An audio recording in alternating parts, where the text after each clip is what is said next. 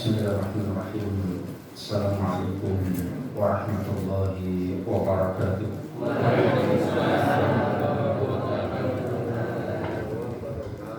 Alhamdulillahi thumma alhamdulillah. Alhamdulillahilladzi bi ni'matihi tatimmus shalihat wa bi fadlihi tatanazzalul khairatu wal barakat wa bi taufiqihi تتحقق المقاصد والغايات. أشهد أن لا إله إلا الله وحده لا شريك له وأشهد أن محمدا عبده ورسوله. اللهم صل وسلم وبارك على سيدنا وحبيبنا وقرة أعيننا محمد وعلى آله وأصحابه ومن تبعهم بإحسان إلى يوم الدين. اللهم لا سهل إلا ما جعلته سهلا وأنت تجعل الحزن إذا شئت سهلا. Yang saya hormati kepada pengurus ketua takmir dan seluruh jajarannya dari Masjid Al-Ikhwan, dan yang saya hormati kepada panitia, para sesepuh, para ummahat yang telah hadir pada kesempatan malam ini. Alhamdulillah, pada kesempatan malam hari ini Allah Tabaraka wa Ta'ala memberikan kepada kita nikmat untuk bisa duduk di majelis ilmu, meskipun mungkin hawanya ngantuk. Saya ngantuk soalnya. Jami'ah dimuliakan Allah. Alhamdulillah, Allah Tabaraka wa Ta'ala telah memberikan kesempatan yang luar biasa besar. Kita telah melaksanakan kewajiban beribadah yang agung, yaitu siang Ramadan. Maka pada kesempatan malam hari ini saya juga ingin mengucapkan taqabbalallahu minna wa minkum. Mudah-mudahan amal kula panjenengan diterima oleh Allah Subhanahu wa Ta'ala. Ada satu nasihat yang disampaikan oleh Al-Imam Ibnu Qayyim Al-Jauziyah rahimahullah, bahwa amal seseorang itu memiliki tanda apakah amal itu diterima atau tidak. Artinya ini bagian dari upaya para ulama untuk mengetahui atau merinci apakah sinyal tanda-tanda amal itu diterima oleh Allah Subhanahu wa Ta'ala.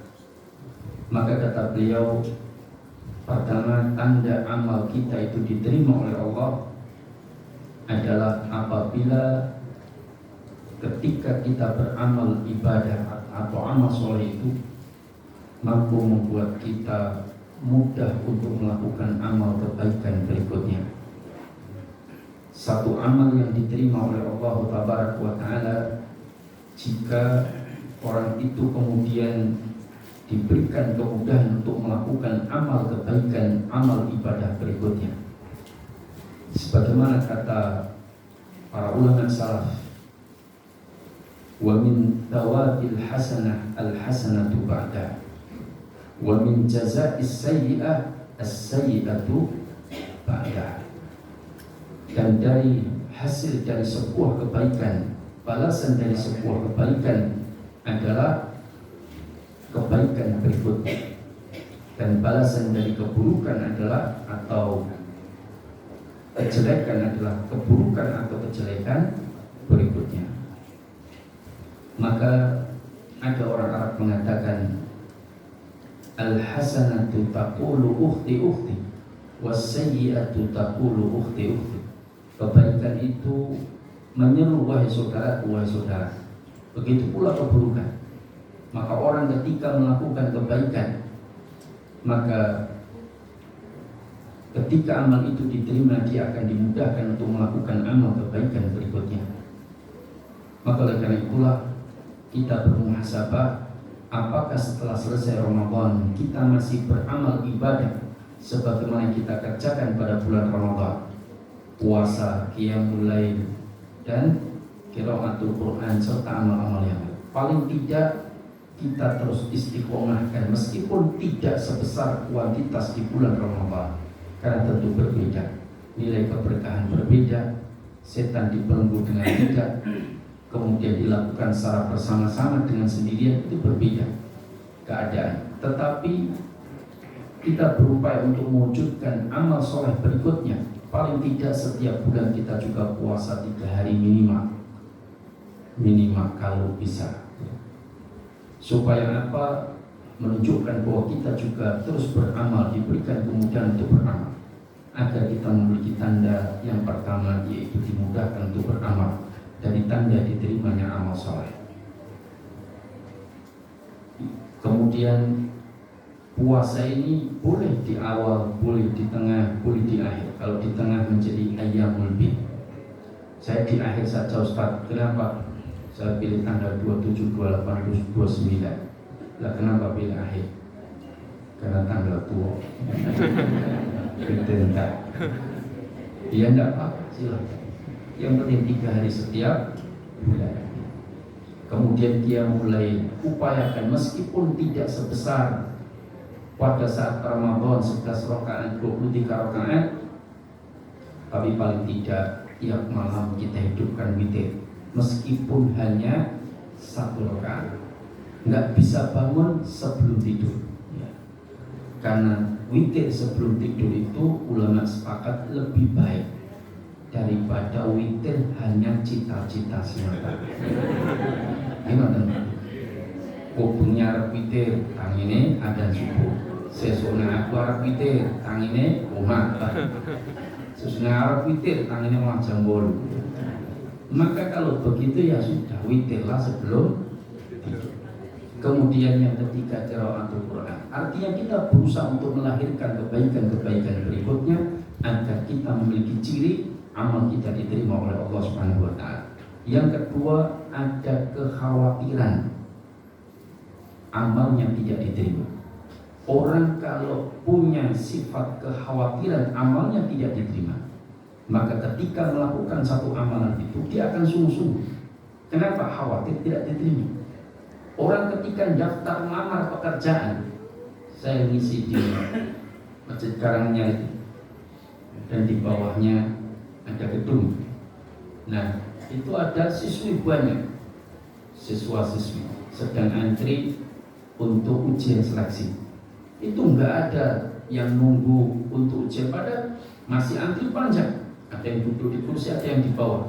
Tapi semuanya badannya tegak, enggak bergerak, enggak lirak-lirik, enggak songgowong ya begini atau pekaranin dulu meja, enggak, semua tegak. Kenapa? Karena takut tidak diterima.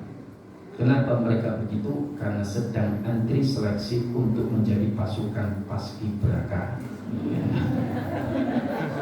Makanya tegak gini terus Pak. Kenapa enggak lihat dia? Takut enggak diterima. Maka orang kalau mau beramal, sholat, puasa, haji, takut tidak diterima, khawatir, dia akan sungguh-sungguh dalam melakukan amal tersebut. Dia persembahkan yang terbaik. Nah itu ciri amal yang diterima oleh Allah. Yang ketiga yaitu punya harapan besar agar amalnya itu mendapatkan pahala yang terbaik.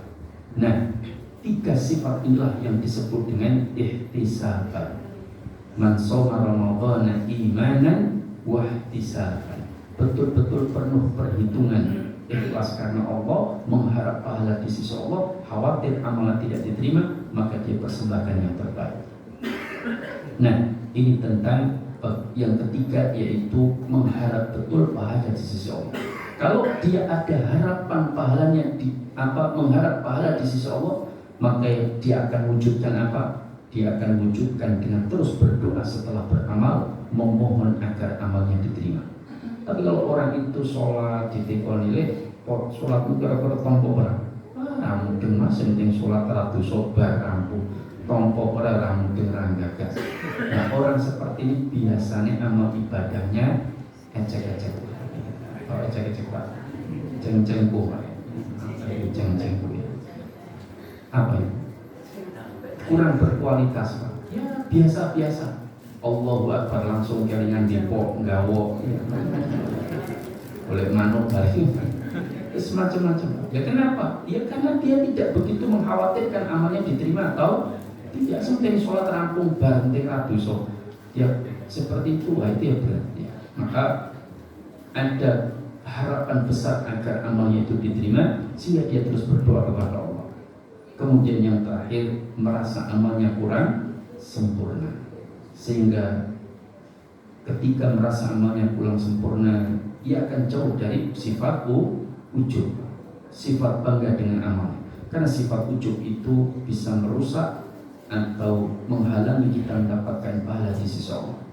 Dan sampai penyataan Allah ini tentang 4 tanda amal seseorang itu diterima oleh Allah Tabaraka wa Ta'ala. Dan mudah-mudahan amal kita semua diterima oleh Allah dan diberikan balasan yang terbaik.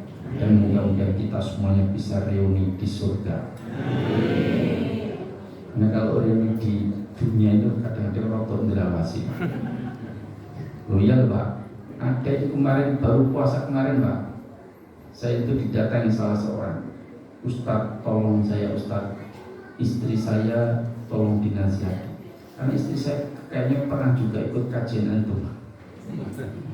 Karena kemarin ikut reuni malah jatuh cinta. Apa yang CLBK, cinta lama bersemi kembali. Makanya reuni saja nanti di surga. Kalau reuni di dunia monggo, tapi ngejak pasangan kalau yang bujo adalah dilirik. Dan sampai penyataan Allah, kita pada kesempatan malam hari ini ada temanya. Ada ya? Apa? Rukun dan syarat jual beli. Kita akan bahas rukun dan syarat jual beli.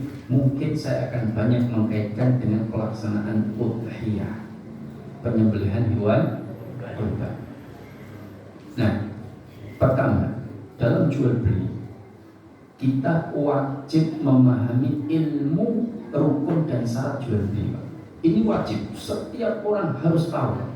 Makanya Imam Nawawi Asy-Syafi'i rahimahullah dikutip oleh Syekh Ahmad Malikana dalam kitab Syarh Sunnah, itu wajib bagi seorang yang mau melakukan transaksi jual beli itu harus mengetahui rukun dan syarat jual beli. Rukun jual beli itu satu, ada muta'aqidain, 2 pelaku akad.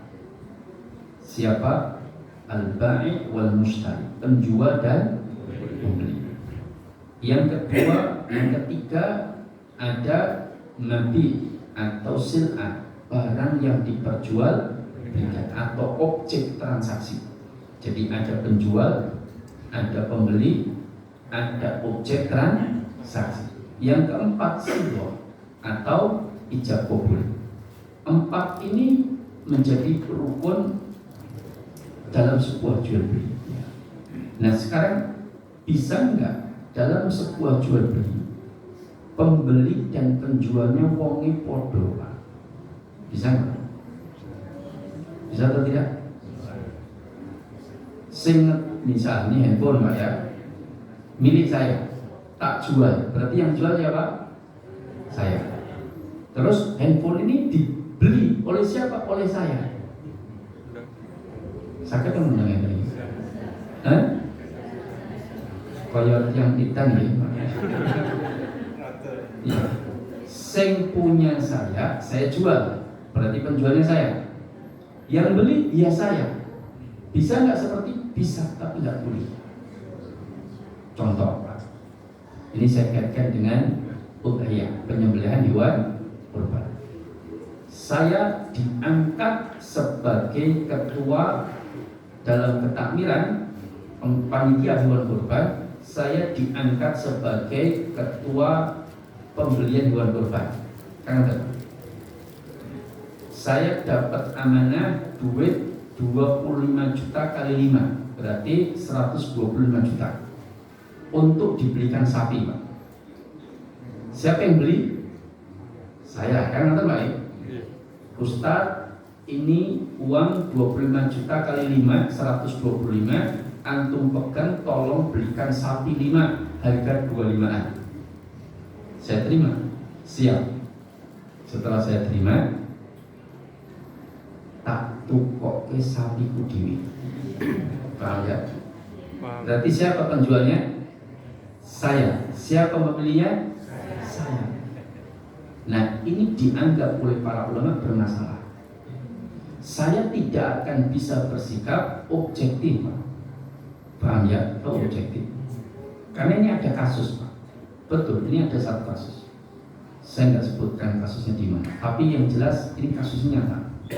Ada seorang pengurus di sebuah lembaga sosial dan punya unit usaha yang cukup besar dalam bidang kesehatan. Nah, kebetulan dia direkturnya, duitnya banyak, dia tahu duitnya miliaran. Nah, terus dia itu punya tanah di satu wilayah, dia jual, padahal nggak ada kaitannya dengan bidang usaha lembaga yang dia pimpin, karena cuma dia itu penguasa utama di lembaga tersebut, tertinggi di pengurus yayasan dia juga tertinggi, di pengurus usaha itu juga tertinggi. Nah, apa yang terjadi? Dia panggil bendahara, sini ada apa? Aku duit tanah tak doling lembaga kita regane 500, tokno duit 500. Siapa? Mungkin anak buah, Pak. Siapa yang jual? Dia, direktur utama. Siapa yang beli? Direktur utama. Karena dia menjadi wakil lembaga tersebut untuk mengalokasikan dana. Dia memberikan keputusan. Karena ada. Dan dicek oleh pengurus yang lain. Kita tangan nanti semua gorengan nggak baik. Nah, kenapa? Ya dia pasti ngambil untung. Akhirnya pada diam karena mungkin takut dia kekuasaan paling tertinggi. Selesai, selang beberapa tahun, mungkin 6-7 tahunan, ya hampir 10 tahunan, saya lupa tepatnya berapa tahun. Nah, tanah itu posisinya memang di Jakarta. Dan tanah itu harganya menjadi mahal karena pura-pura besar, harganya menjadi mahal, sangat mahal, sekian kali lipat. Nah, akhirnya dia tahu tanah itu sangat mahal. Dia carikan duit 700, Pak. Akhirnya dia bilang sama bendahara, itu tanah yang dulu saya jual, tak beli kembali, tak jual ke saya lagi dengan harga 700. Lumayan, 10 tahun berarti 200. Padahal kalau dijual normal itu mungkin 2 eman, Pak. Paham ya? Kenapa bisa begitu? Karena dia yang menentukan jual dan dia yang membelinya kembali. Kan, Pak? Lah ini namanya satu orang bertindak dua pelaku, Pak. Penjual dan pembeli. Ini nggak tepat, nggak benar. Loh, kalau saya ditunjuk sebagai ketua pembelian hewan kurban, ini aku yang beli sapi pripun, Pak Ustaz? Sampaikan ke sahibul kurban, daripada aku boleh loh sapi-sapiku pilihan kita transaksi. Nah, itu tidak apa-apa, berarti pembelinya mereka, penjualnya kita. Bukan mereka pasrah ke kita yang pegang duit untuk mencarikan, malah tuh kok sapi ini. Oh, tak boleh kuru-kuru wae karena gelonggong kita lembur. Rego slipper, pasaran slipper dirego 40, Pak. Aku ngomong karo masjid, wis tenang, tak tuwoke rego 40 karo masjid iki aku sak ora sapa koran suruh bali ra apa. Kan terbakul. Nah, maka penjual dan pembeli haruslah orang yang berbeda, harus orang yang berbeda. Supaya apa? Objektif. Nah, ini rukun, Pak. Harus kita perhatikan rukun. Yang kedua, syarat sahnya jual beli. Ini yang pertama tadi rukun, ada berapa? 4. Sekarang syarat sahnya jual beli. Pertama, para ulama memasukkan ijab kabul kadang di rukun, kadang di syarat. Nah, sekarang ijab kabul kita bahas. Pada syaratnya adalah ijab kabul yang jelas. Karena jual beli itu harus jelas akadnya. Semua akad sebenarnya harus jelas. Ada gedang dicantelkan yang lawang, saliran. Niku akadnya apa? Kenapa akadnya? Kita mau masuk rumah ya, Pak. Tahu-tahu nih bukan pintu rumah kita, ada cemedel gedang Pak. Ya nenek tulisannya kagem Pak Ustadz, nah itu jelas Pak. Kan itu kan? Saya kadang-kadang Pak, berapa kali saya lupa. Itu ketika mau masuk rumah ada centelan plastik Pak. Kagem Pak Ustadz, kalau buka ingkung ayam, wah alhamdulillah ya. Sering-sering ini ranul Allah. Misal, itu jelas. Nah, kalau ada gedang dicantumkan di pagar rumah orang, memang secara kebiasaan itu diberikan karena terbaik. Tapi kan belum tentu juga. Siapa tahu bakul gedang lagi kesel nyekel secendal itu. Berarti Pak selawe loh, itu dikayaknya apa ya? Tak dolok lagi, tak tawai kue rene tak centelnya mbok Pak bayar. Itu jebakan gedang. Lah maka jangan dimuliakan Allah, maka akadnya harus jelas. Nah, ijab kabul dalam jual beli itu apakah harus dengan perkataan atau cukup dengan perbuatan? Ini ada istilah, tapi jumhur ulama mengatakan bisa dengan perkataan, bisa dengan perbuatan. Kalau nikah kan harus dengan perkataan yang shar'i.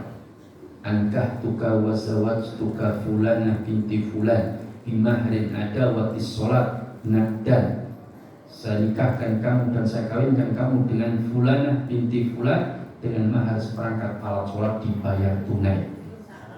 Sah kata Pak. Itu nikah. Tadi yang laki-laki jawab oke.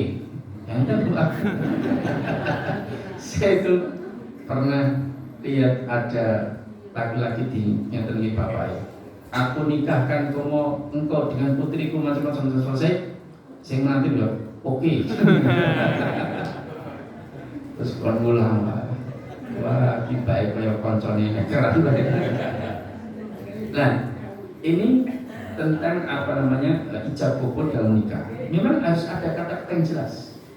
Baik pakai bahasa Arab atau pakai bahasa lain boleh. Yang penting mengandung kata nikah dan kawin.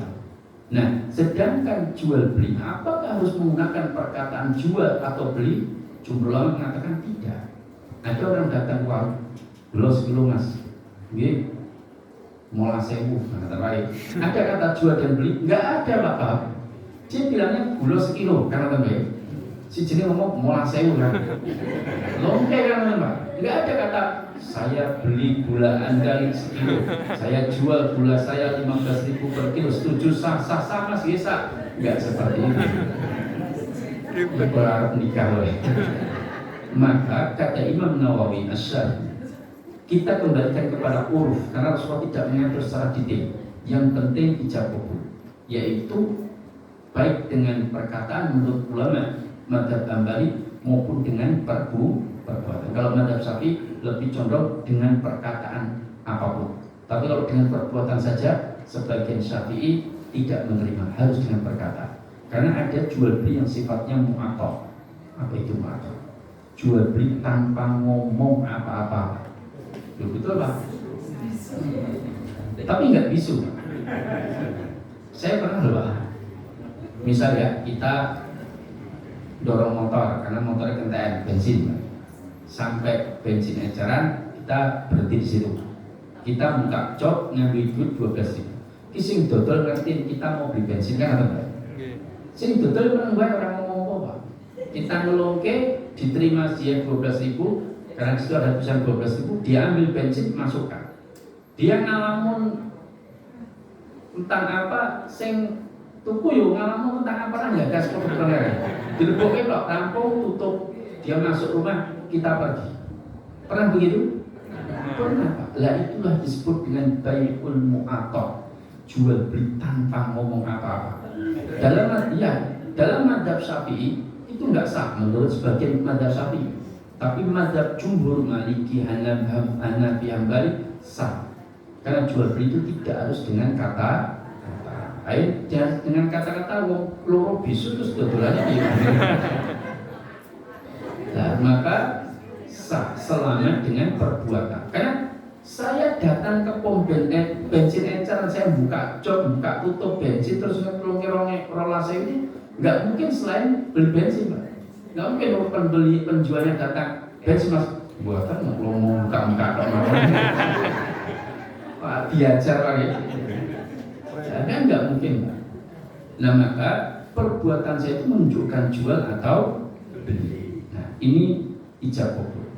Yang kedua yaitu antarodin, adanya saling rela. Sebenarnya bukan ikhlas tapi rela. Kalau ikhlas itu amal ibadah, amal soleh yang ditujukan hanya untuk Allah, itu ikhlas Pak.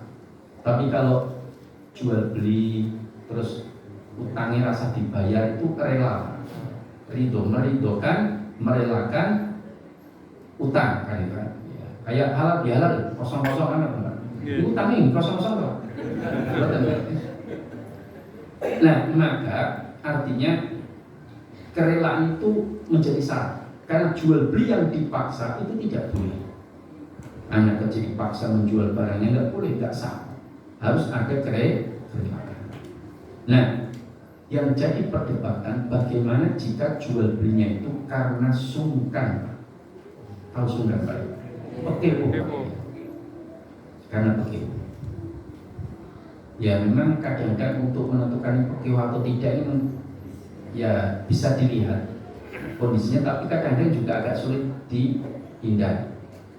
Misal kita ada orang jual, waktu itu ada tetangga saya di rumah itu dekat pondok, itu dia punya ayam bagus, ayam hias, bagus kan, setiap hari dijemur. Sama santri saya yang senior dibeli, Pak tak tukune wae, wah mboten kula dol Mas. Akhirnya nggak dijual. Sesuai parani ditawar, orang tiga Pak. Terus kita, ini yang cerita santri saya parani terus. Mboten tahu belanja lu pinten Pak, orang didol, iklan tenan-tenan. Nah waktu itu lah kuwi jenengan yang pundi Mas? Kula pondok Mas. Nah pondok pundi pondok kok lho. Jenengan murid Ustaz Ridho. Nggih kula murid. Nah dia kan saya akrab dengan beliau. Ya saya just kadang ikut pengajian saya juga. Jenengan murid Ustaz Ridho. Gipun Mas, terserah jenengan jangan tumbas sih, tumbas. Kan jadi pekeo Pak, pekeo karena saya. Lah maka jual beli seperti ini apakah boleh atau tidak? Ini jumhur ulama mengatakan selama diberikan boleh, tapi lebih baik dihindari karena khawatir dia itu sebetulnya tidak rela. Ini kekhawatiran.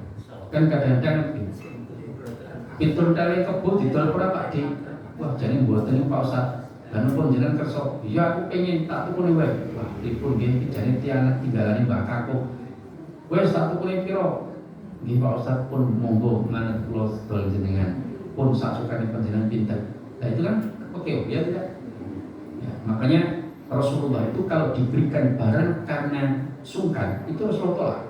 Bukan berarti mutlak haram tidak, tetapi lihat apa yang dilakukan Rasul itu beliau menolak. Contoh waktu itu Jabir dalam perjalanan itu ontanya selalu ketinggalan terus Pak, lewat Pak. Kalau mau melaku aja cepet mau melaku balik.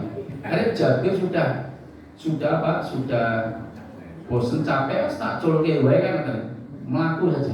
Mau dilepas Rasul lihat. Rasul kan kalau memimpin dalam satu rombongan itu kadang-kadang ke belakang, lihat anak buahnya kan, lihat sahabat-sahabat yang paling belakang gimana.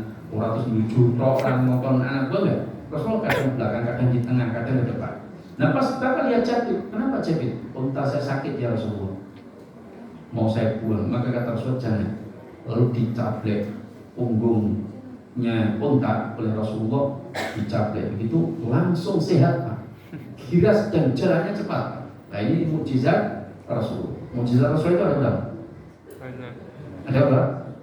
Ada 3. Satu mukjizat berupa kalam yaitu Al-Quran, 2 mukjizat yang tampak. Yang tampak itu yang bisa dilihat oleh para sahabat, menyembuhkan unta sakit, menyembuhkan penyakit buta, keluar air dari jari jemari, membelah bulan, kemudian memperbanyak makanan, macam-macam itu tampak. Yang ketiga mukjizat Rasul itu akhlakul karimah. Oh itu mukjizat Pak. Gak ada manusia yang bisa menyaingi akhlak Rasulullah SAW. Contoh, kalau di sini ada Pak, saya kasih hadiah handphone Pak. Loh, betul Pak. Tapi jujur loh Pak. Kalau jenengan selama hidup belum pernah mencela makanan sekalipun, saya kasih handphone Pak. Misalkan Wah enak kok tengik 11 rasanya halal. Ya sudah masalah Pak. Rasul nggak pernah Pak. Rasul kata para istrinya, aku hidup bersama Rasul, tidak pernah beliau itu mencela sedikit pun. Senang dimakan, nggak senang tinggalkan, sudah selesai. Kita kan kadang-kadang dikai pelonton ini, dikai loro kan gitu. Umatur nuwun, pun dikomentari sih Pak. Oh kayak gembradul kalau mau ngei loro kan. Padahal dia mau bagi saya RT loh Pak, jadi komentarnya Pak. Terus dikai je, komentar kadang-kadang. Tekan umat diuncai, mulok kecut dikai. Kalau memang ini dipangan terus, yontek Pak ya. Kami pun kecut. Ya itulah kita kadang. Lalu makanya Rasul itu tidak pernah mencela makan. Karena makanan itu punya rasa, yang rasa itu pasti punya manfaat sendiri-sendiri Pak. Kan nggak tahu? Loh, kalau nggak ada sesuatu buah yang dianggap orang enak belas Pak oleh sebagian banyak orang, itu nggak enak sebuah makanan. Apa? Blimbing ulo. Blimbing ulo itu sepertinya harus dipangan kecote kalau baik, tapi ternyata garang asam tidak akan nikmat sempurna kalau nggak ada blimbing ulo. Benar Pak? Makanya itu semua ada manfaatnya. Maka ini akhlak Rasul. Nah saya kembali ke Muhammad.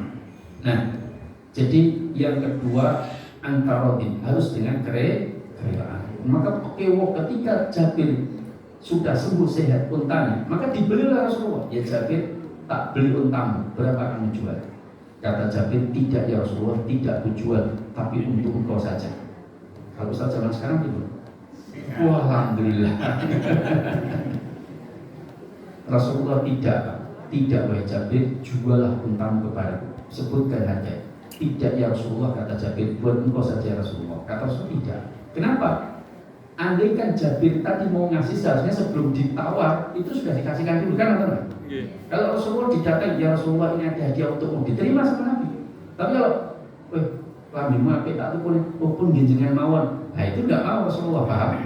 Kenapa? Karena dia memberikannya karena suka. Itu ada indikasi ke sana. Rasulullah tidak mau. Maka tapi kalau datang dikasih, silakan. Tapi kadang-kadang saya itu sering makan di warung makan rata membayar Pak. Lo gimana mau bayar lah? Saya mau bayar tuh, enten ibu-ibu tapi pun bayarin Mas. Ternyata ada jamaah yang bayar. Terakhir sate kambing Pak. Enak Pak. Saya bisnis ikut khotbah Jumat, wah nyate. Saya nyate Pak. Kan kono ketemu jamaah, wah kelakuan dibayar meneh. Akhirnya saya dulu Pak. Saya dulu malah ditarik-tarik. Ustaz jangan bayar, sudah saya bayar. Akhirnya dia sudah nggak bayar lagi Pak. Ya alhamdulillah bahagia. Itu namanya dibayar Pak. Ini ya kilo kita Pak. Nah sampai dimuliakan Allah, artinya antara harus ada kerelaan. Yang ketiga, barang yang diperjualbelikan ada manfaatnya dan manfaatnya halal. Ini syarat yang ketiga. Barang yang diperjualbelikan ada manfaatnya dan manfaatnya halal. Babi ada manfaatnya Pak? Ada tidak? Ada Pak.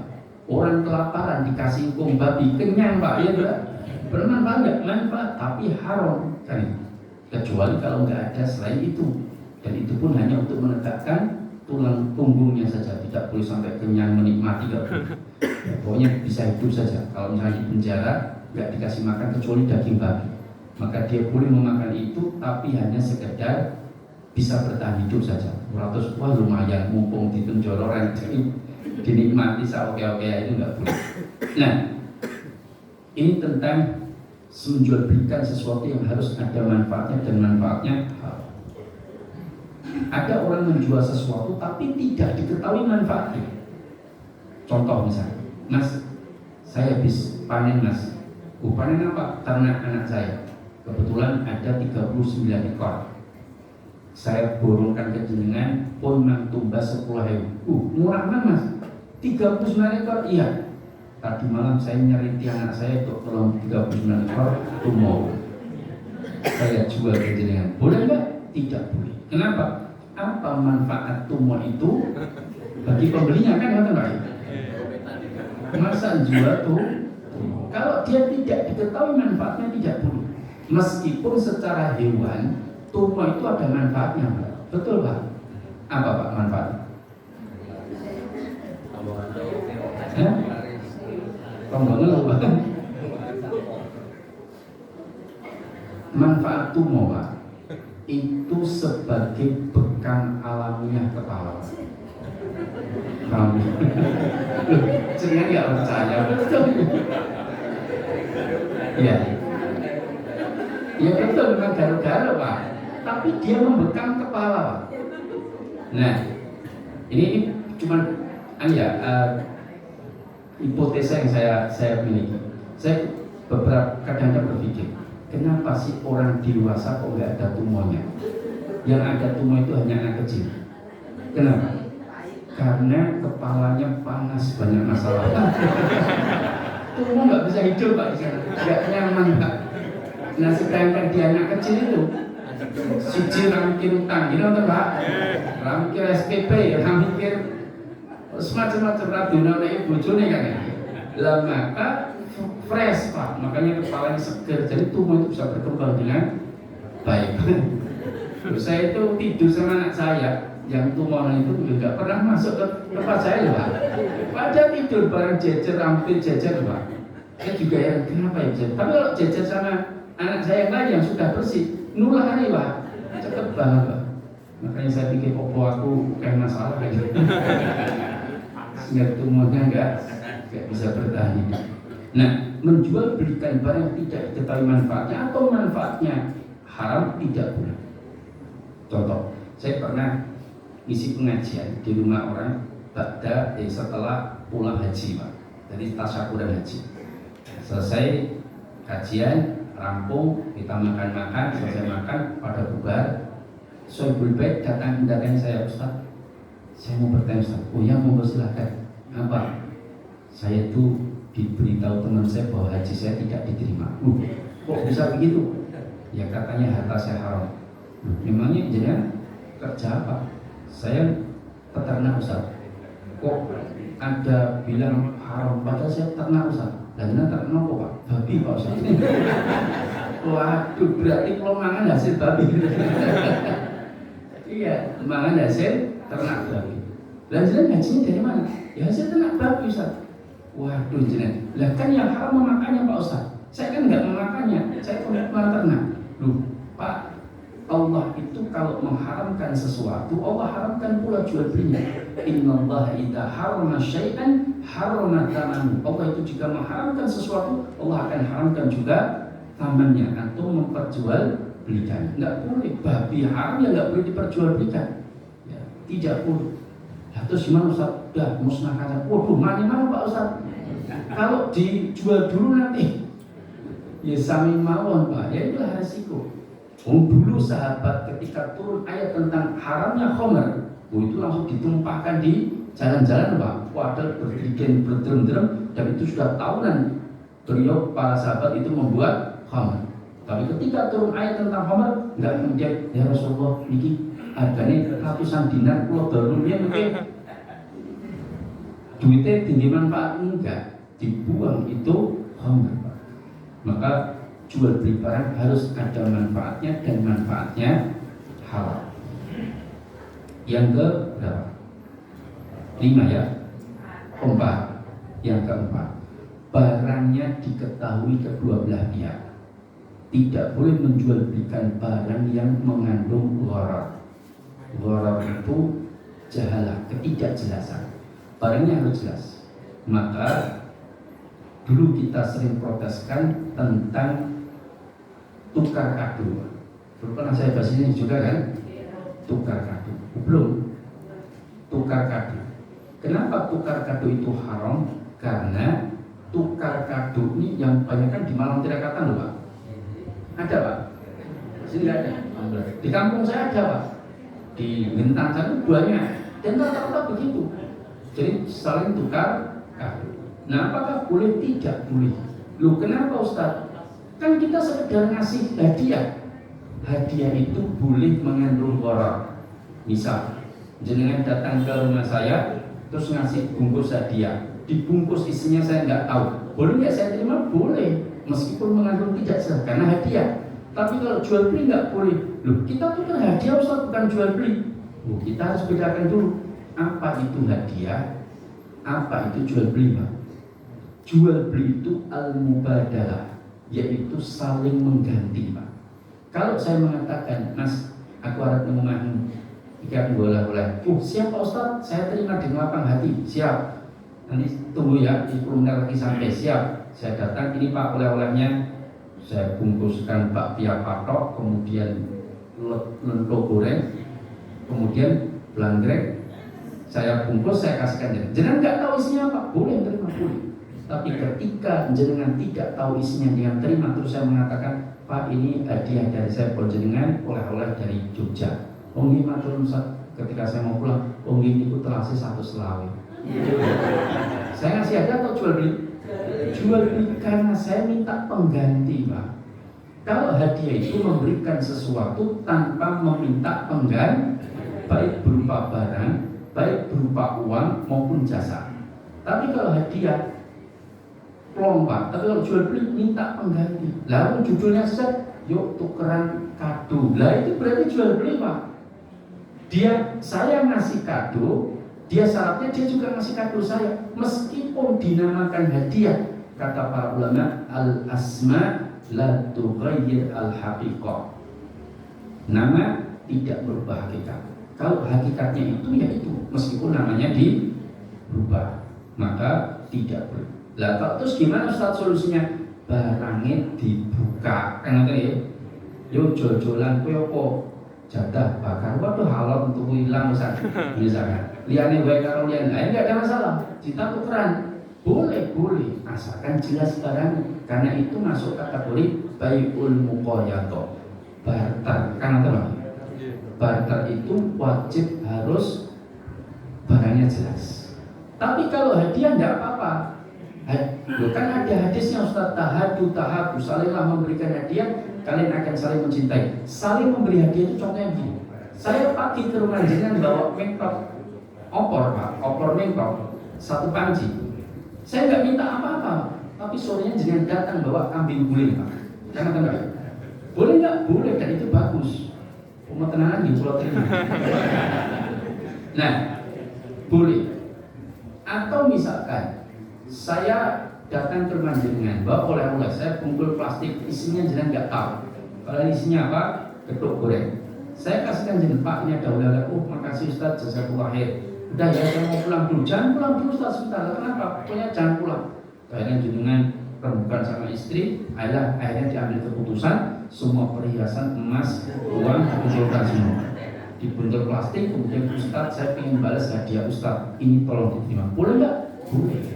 Itulah yang disebut saling membalas hadiah. Tapi kalau saya kok, Mas, ini ada oleh-oleh. Ini kose, kowe mutel hadiah, kita tukeran. Nah, itu jual beli, Pak.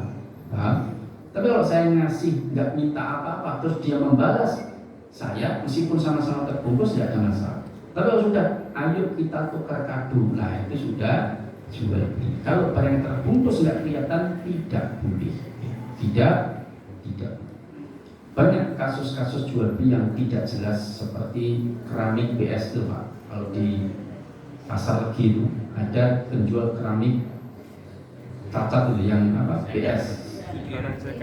Akhir ya, jadi KW. Nah itu kadang-kadang ada titiknya kecil, kadang pecah gembel sedikit. Nah satu bos itu saya tanya, Mbak, ini cacatnya di mana saja? Boleh nggak saya buka? Enggak boleh. Lah kalau ini pecah semua, itu resiko jenengan. Nah ini jual beli yang mengandung waran, nggak boleh, ya haram, saya tinggalkan, nggak jadi.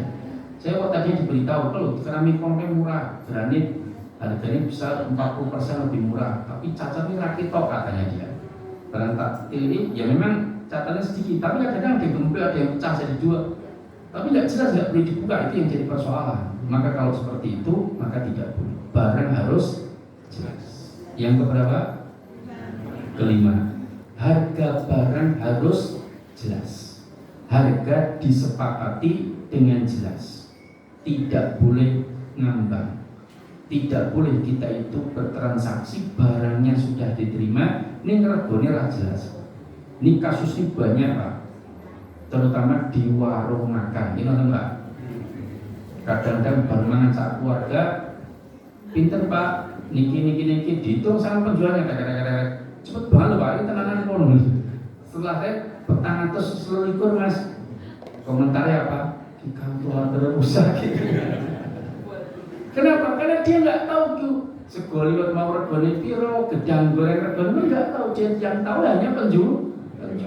Nah ini menjadi masalah besar, nggak boleh seperti itu. Dalam syariat syarat sahnya jual beli harga diketahui oleh pembeli. Itu harus tahu. Maka saya pernah makan di satu warung di Jogja. Saya waktu itu diajak, karena saya diajak terus mesti dibayari Pak. Jadi saya nggak kasar kok. Saya makan. Tapi ada ibu-ibu samping saya 2 orang. Kan warungnya itu kayak di atas bukit. Jadi kalau makan bisa lihat kota Jogja. Nah di lereng Imogiri. Kemudian ada 2 ibu-ibu tuh, ibu gorengan Pak. Pesan gorengan, pesan gedang goreng, makan, pesan lagi 3. Memang gedang goreng enak. Saya juga habis tapi 1 tok, kalau tambah oke dibayari Pak. Akhirnya selesai makan dia bayar. Kaget Pak, bayarnya larang. Lalu terus tanya marah-marah, Mbak, Bu dihitung tenan mosok teh kemen. Nggih Bu. Lah coba iki gane piro? Niki gedang goreng 12.500. Gedang goreng lho Pak, 12.500. Kalau kaget ngerti gedang goreng regane 12.500. Ya salahnya makanya harus tahu harga dulu Pak. Maka harga harus jelas, tidak boleh tidak jelas. Kadang-kadang antar sedulur Pak, Mbak aku butuh duit, kayak tanahku pinggir kali kayak tukunen, wis gampang karo kowe, lah piro? Gampang sinting kowe nek 5 juta sik gorene kan. Ya 5 juta. Sesuk nek enek 10 juta, enek kayak meneh. Karena aku ora menghargai piro? 110. Udah ngerti semua rata aku kan. Akhirnya jadi masalah. Lah itu ya wis. Lah itu balik karo lah wis tak anggap piye somben nyicil ya lah repot kan. Lah maka harga itu jelas ketika transaksi. Karena tidak jelas itu menjadi masalah. Kemudian yang barang yang diperjualbelikan dapat diserah terimakan. Pak, kula gadah sapi limosin. Umurnya sudah 3 tahun. Besar Pak. Bobot ya sekitar 600 kurang dikit. Kalau jenengan kerso 5 juta mawon. Murah Mas. Ini seminggu ini ical teng putih manggil. Ini enggak bisa diserahkan. Pak, saya punya beras padi mantebas. Lah berasnya ini lah ini kok cilik-cilik mungkin lebih pulau tandur seminggu, mungkin panen jenengan sing panen pulau dosa niki enggak boleh karena tidak dapat diserah terimakan. Maka dalam jual beli barang wajib dapat diserah terimakan. Nah ijol tim kebangnya apa? Pengijol. Yang ke berapa? 7. Syarat sahnya dalam jual beli, yang menjual adalah pemilik atau orang yang mewakilinya. Penjual adalah pemilik atau orang yang mewakilinya. Paham ya? Penjual adalah pemilik atau orang yang mewakilinya. Contoh begini, ini ada satu kasus. Datang ke saya itu juragan corlogam cetek itu Pak. Datang, lah Ustadz saya punya masalah apa? Kemarin kan beberapa hari yang lalu datang satu rombongan ke pabrik saya, terus pesan logam dengan kualitas dan spek yang telah disepakati, harga per kilo disepakati, saya harus kirim sekian banyak tiap bulan selama 5 tahun. Saya senang Ustadz, keuntungan saya cukup besar. Ketika sudah deal, tiba-tiba rombongan sudah balik, tahu-tahu salah seorang datang ke saya, Pak, niku pembeli yang bawa saya minta 200 rupiah per kilo. Paham? Nah itu saya hitung-hitung Ustaz, itu fee dia yang dia minta itu sama saja saya ngasih dia sekitar 5-6 juta per bulan selama 5 tahun. Gue ngomong kok niku sing nggawa kula petuk 6 juta selama 5 tahun tiap bulan. Bayangkan Pak, saya kan nggak terima Ustaz. Saya bilang maaf Pak, saya kan nggak pernah nyuruh jenengan dulu. Tapi yang bawa saya. Kalau nggak mau saya batalkan. Dia mau batalkan, betul dibatalkan sama dia. Tapi ternyata gertak antok Pak. Itu yang peserta tadi bilang, Pak pokoknya transaksi kemarin diteruskan. Saya nggak ada urusan dengan beliau. Ya, selesai, diteruskan. Pas diteruskan, maklarnya yang mengaku maklar tahu Pak. Terus dia tanya saya Ustaz, Pak saya tahu pembeli saya meneruskan transaksinya sama jenengan. Kalau jenengan nggak ngasih saya fee 200 per kilo, waktu itu saya tawar 50 rupiah per kilo, dia nggak mau. Pokoknya maunya 200. Karena yang seket timur rapi kurang. Kalau 200 kan lumayan. Nah akhirnya apa yang terjadi? Beliau marah. Pokoknya kalau nggak jenengan kasih 200 per kilo, tak tunggu ning padang mahsyar. Oh, beliau Pak. Ditunggu ning padang mahsyar. Datanglah saya takut terus terang dengan perkataan dia. Maka saya sampaikan pun mang terus kemawon dodolan. Enggak usah digagas beliaunya. Kalau nanti mau menuntut di padang mahsyar, silahkan gugat balik. Ya. Asas praduga tak bersalah kan? Kalau dalam bahasa kita. Kenapa? Yang enggak benar orang tahu-tahu minta fee, dia dapat wakal aja enggak, Pak? Yang berhak minta fee itu seharusnya dia datang dulu ke jenengan, Pak, saya carikan pembeli gimana? Ya enggak apa-apa. Nanti kalau deal saya dapat berapa rupiah, sekilo 100, oke deal ya deal. Terus dia carikan, dapat baru minta fee. Lalu enggak tahu-tahu ngancani tahu-tahu minta fee, dia enggak bisa. Meskipun dia mencari pun, dia enggak punya hak meminta kepada penjual, paham? Karena orang itu mau menjualkan barang orang itu harus izin dulu sama pemiliknya. Dan kalau dia minta fee harus disepakati dulu fee-nya berapa kan ada. Dan bolehkah dia menjadi maklar? Kalau nggak dibolehkan ya sudah. Nah, nggak ada ceritanya belum deal sama yang punya, nggak minta izin, tahu-tahu mengaku bahwa pembeli terus minta 200 per kilo, ini nggak bisa. Makanya saya pernah marahi maklar gara-gara saya suruh jual tanah saya. Saya suruh jualkan tanah saya laku lewat sebenarnya bukan lewat dia.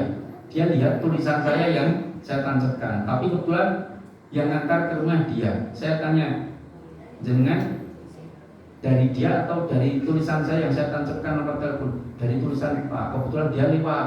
Terus dia mana tahu Mas, kalau sing di pasaran niki akhirnya ya sudah tidak apa-apa, jalan tak kasih fee. Oke selesai.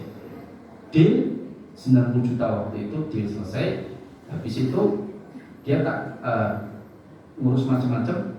Selesai dia datang ke rumah saya malamnya besoknya, Mas fee pulau ya saya tahu, tak kasih 2%. Setelah saya kasih 2%, dia muni-muni Pak.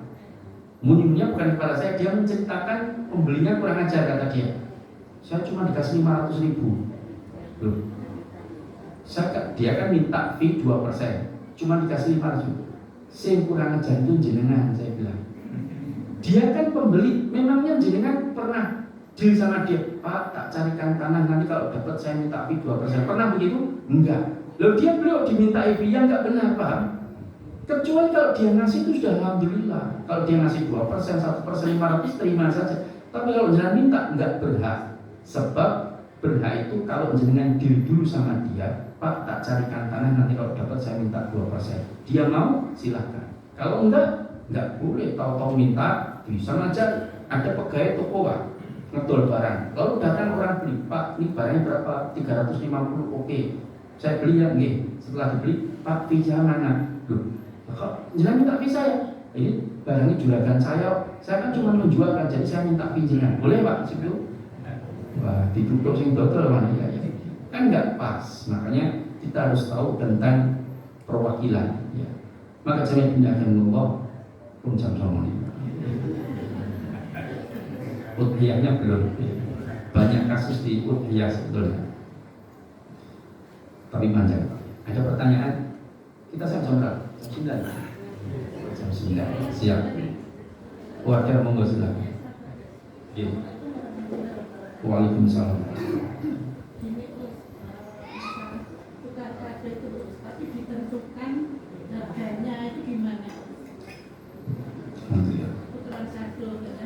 namanya tukar kado, berarti terbungkus, barangnya nggak kelihatan, tapi harganya nilainya sama, 20.000 semua, tetap haram. Kenapa? Karena ilah sebab haramnya bukan pada nilainya, tapi pada jelas tidaknya barang. Saya punya barang ini handphone. Lah kan sembako macam-macam, bisa minyak, bisa beras, bisa kacang delip, bisa gudril. Nah, misal ini handphone harga 5 juta, terus saya jual ke adik saya 10.000, boleh nggak? Boleh, nilainya sama? Beda. Saya punya handphone, terus dengan lirik-lirik lain, terus dengan punya motor NMAX.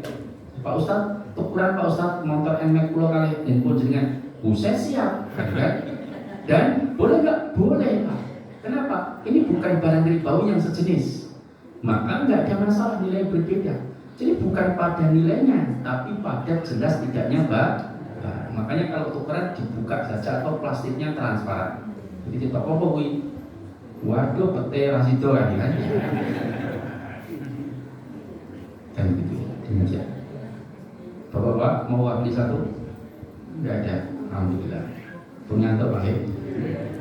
Demikian dari saya, mudah-mudahan bermanfaat. Aku qouli hadza wa astaghfirullah li wa lakum innahu huwal ghafurur rahim. Assalamualaikum warahmatullahi wabarakatuh.